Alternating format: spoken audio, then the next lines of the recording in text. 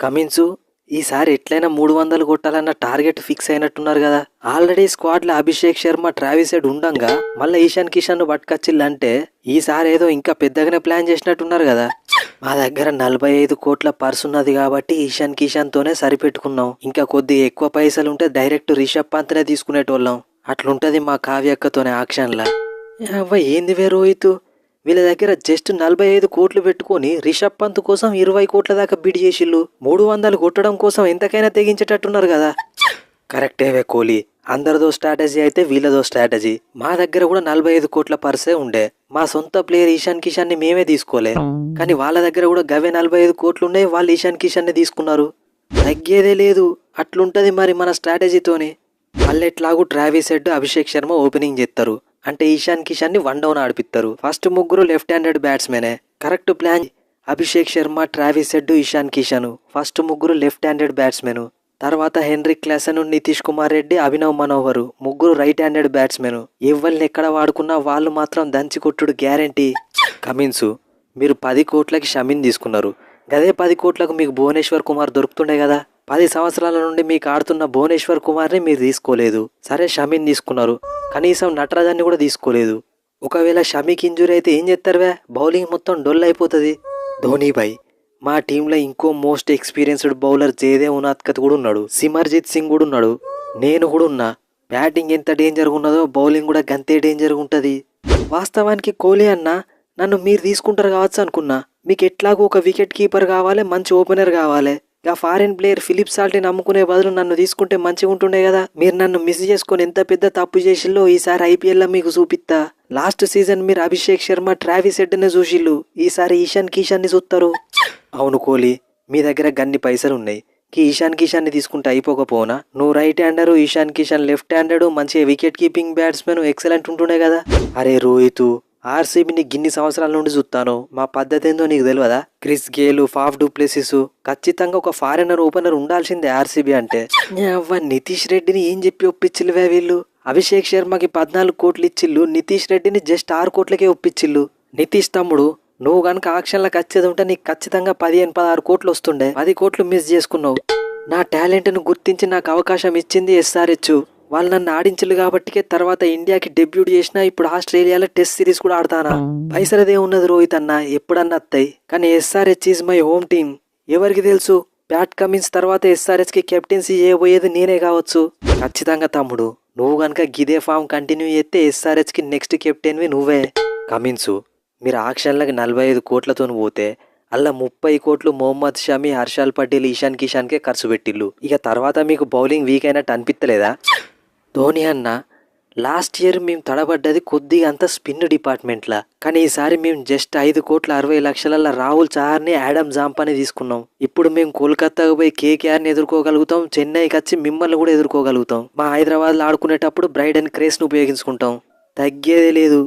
ధోనీభాయ్, ఏ యాంగిల్లో చూసినా నాకు వీళ్ళ బ్యాటింగ్తో పాటు బౌలింగ్ కూడా కొద్దిగా స్ట్రాంగ్గానే అనిపిస్తుంది. లాస్ట్ ఇయర్ వీళ్ళకి కొద్దిగా వీక్ అనిపించింది స్పిన్నే, కానీ జస్ట్ 5 కోట్లలో 2 మంచి స్పిన్నర్లను తీసుకున్నారు.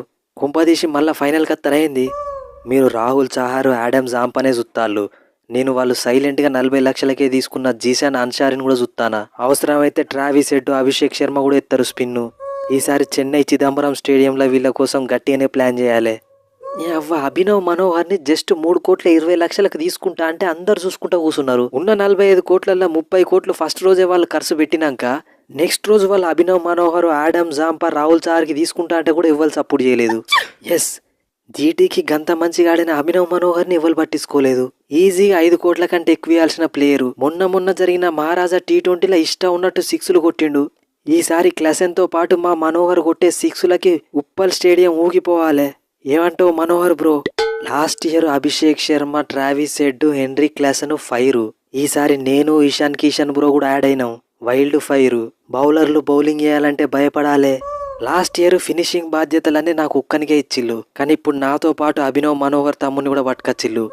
ఈ మాత్రం సపోర్ట్ ఇస్తే చాలు, చెలరేగిపోతా. ఏ టెన్షన్ పడకు క్లాసన్ అన్నా. ఈసారి మిడిల్ ఆర్డర్లో నువ్వు ఒక్కనివే 6లు కొట్టాల్సిన అవసరం లేదు. నీతో పాటు నేను కూడా ఉంటా. మన ఇద్దరం కలిసి కొడదాం. ఎట్టు బ్రో, ఎట్లుంది ఈసారి మన టీము? కావ్యక్క మొత్తం అప్గ్రేడ్ చేసి పడేసింది. How are you feeling? గీలింగ్ ఏం లేదు. లాస్ట్ ఇయర్ మన స్టార్క్ బ్రో చేయబట్టే ఫైనల్ మిస్ అయింది. ఈసారి ఫైనల్ మిస్ కానియా, గదే నా టార్గెట్. కరెక్ట్ హెడ్ అన్న. ఒక్క సీజన్ మనం మంచిగా ఆడినందుకే కావ్యక్క మనకి 14 కోట్లు ఇచ్చి రీటైన్ చేసుకున్నది. ఆ నమ్మకాన్ని మనం వమ్ము చేయొద్దు. లాస్ట్ ఇయర్ ఎక్కడ ఆపినామో ఈ ఇయర్ అక్కడ నుండే స్టార్ట్ చేయాలి. పవర్ ప్లేలో 100 కొట్టంది మన ఇద్దరం అవుట్ కావద్దు. అవునువే కమిన్సు, మీకు వేరే ఫారెన్ ప్లేయర్లు ఎవ్వరు దొరకలేదా? ఇంకా టెస్ట్ ప్లేయర్ కామిడు మెండిస్ ఇంకా శ్రీలంక కాడని ఈశాన్ మాలింగన్ తీసుకున్నారు. అరే మా ముత్తయ్య మురళీధరన్ మాట మీద మా కావ్యక్క వాళ్ళని తీసుకున్నది. అయినా మీరే చూస్తారు కదా ఇంకా కామిడు మెండిస్ ని మేము ఎట్లా వాడుకుంటామో. అరే మీకు అంతగానం శ్రీలంక ప్లేయర్లే కావాలనుకుంటే దాసున్ షరక చారి తస్లంక దొరుకుతుండే కదా, ఎక్సలెంట్ 6 హిట్టర్స్. ఊకో ధోని బై, వాళ్ళకి లేనిపోని ఐడియాస్ ఇయ్యకు. మళ్ళా వాళ్ళు ఏ రీప్లేస్మెంట్ కిందనో నువ్వు అన్నోళ్ళని పట్టుకొస్తే టీం ఇంకా డేంజర్ అవుతుంది. షమి, హర్షల్ పటేలు లాస్ట్ ఇయర్ నాకు భూవి నటరాజ్ అని ఎక్సలెంట్ సపోర్ట్ చేసిళ్ళు, అందుకే ఫైనల్ దాకా పోయినాం. ఇప్పుడు వాళ్ళిద్దరిని వదిలిపెట్టి మిమ్మల్ని తీసుకున్నందుకు మా ఫ్యాన్స్ కొద్దిగా డిసప్పాయింట్ అయ్యిళ్ళు. మీరు మీ పర్ఫార్మెన్స్తోనే మళ్ళీ ఫ్యాన్స్ని ఖుషి చేయాలి. కమిన్స్ బ్రో, నువ్వు నన్ను చాలా తక్కువ అంచనా ఎత్తాను. ఒకప్పుడు ఐపీఎల్లో పర్పుల్ క్యాప్ని నేను వట్టిగానే పెట్టుకునేటోని. ఈ సీజన్ దగ్గరుండి చూపిస్తా నీకు పర్పుల్ క్యాప్ ఎట్లుంటుందో. 2023 ఐపీఎల్లో గదే పర్పుల్ క్యాప్ నా దగ్గరనే ఉండే. ఐపీఎల్ టైంలో నాకు గనక ఇంజురీ కాకుంటుంటే తెలుసు కదా షమి బౌలింగ్ ఎట్లుంటుందో, వట్టిగానే తిత్తా పుల్లల్ని. సో ఫ్రెండ్స్, ఈ వీడియో కనుక మీకు నచ్చితే మన ఛానల్ని సబ్స్క్రైబ్ చేసుకోవడం మర్చిపోకండి. ఇక సన్ రైజర్స్ టీం గురించి చెప్పాలంటే నాకైతే ఎక్సలెంట్ అనిపించింది. ఒక్కటే ఒక విషయం నాకు ఆక్షన్లో నచ్చింది ఏంటంటే నటరాజన్ని భువనేశ్వర్ కుమార్ని మళ్ళీ తీసుకోలేదు. వాళ్ళని తీసుకొని ఉంటే బాగుండేది. ఇద్దరిని కాకపోయినా వాళ్ళిద్దరిలో ఎవరు ఒక్కరినైనా తీసుకున్నా బాగుండేది. ఇక కానీ మాస్టర్ స్ట్రోక్ ఏంటంటే ఆడమ్ జాంగ్పా, రాహుల్ చాహర్ వీళ్ళిద్దరిని తీసుకోవడం. ఇప్పుడు స్పిన్ పిచ్ల మీద చెన్నై కేకేఆరే కాదు మనోళ్ళు కూడా ఊపుతారన్న నమ్మకం నాకున్నది.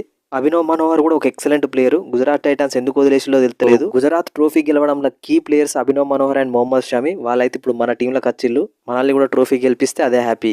ఇక ఈ సీజన్ ఎస్ఆర్ఎస్ స్క్వాడ్ మీద మీ ఒపీనియన్ ఏంది కింద కామెంట్ సెక్షన్లో పెట్టండి. మన వీడియోని జస్ట్ ఎంటర్టైన్మెంట్ కోసం మాత్రమే చూడండి, మిగిలిన పట్టించుకోకండి. నెక్స్ట్ వీడియోలో మళ్ళీ కలుద్దాం. Thanks for your love and support.